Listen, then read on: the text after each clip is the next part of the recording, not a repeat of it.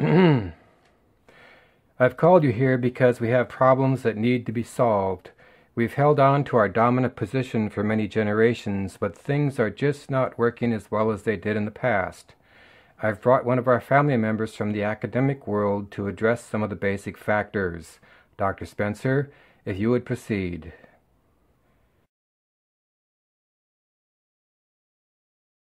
I bring you greetings from our brothers at Yale.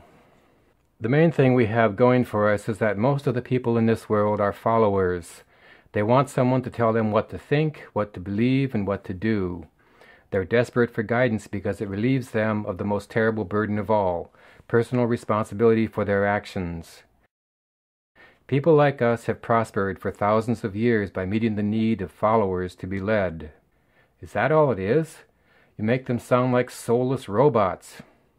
Of course, there's more to it, Reverend, but describing them as robots is not that far from the truth. What do you mean?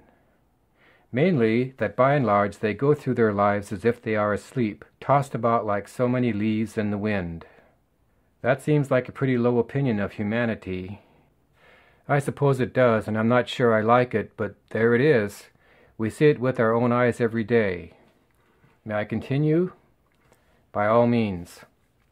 The next thing is that people think using the information and ideas they have available. So, controlling what they think depends on controlling their supply of information, and that's been something of a problem lately. How so? I'm glad you asked, because this is your sphere. Go on. As you are probably aware, the Internet has opened up many new channels of communication that we don't control. Yeah, it's been a real pain in the ass. We've made some progress narrowing that channel, but we have to be careful because we also make a lot of money on the Internet. I'm not seeing much of that.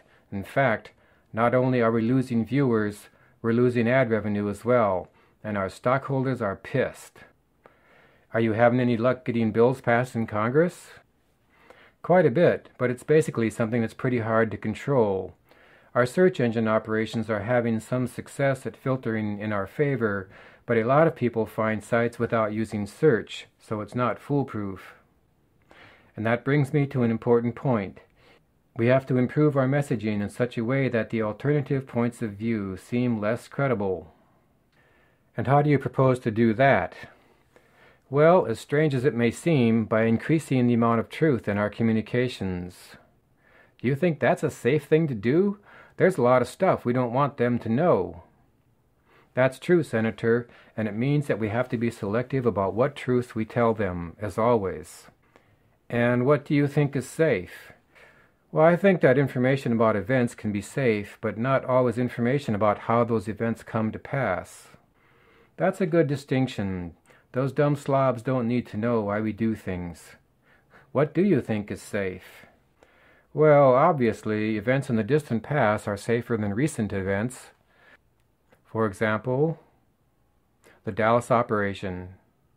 You mean, yes, but those records are sealed for 99 years. We sealed them, we can unseal them.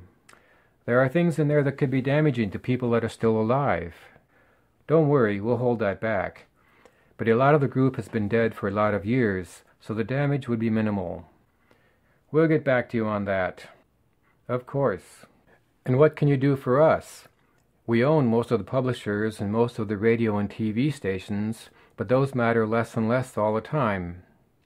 Well, you do have to change with the times. There was a time when networks were the hot item.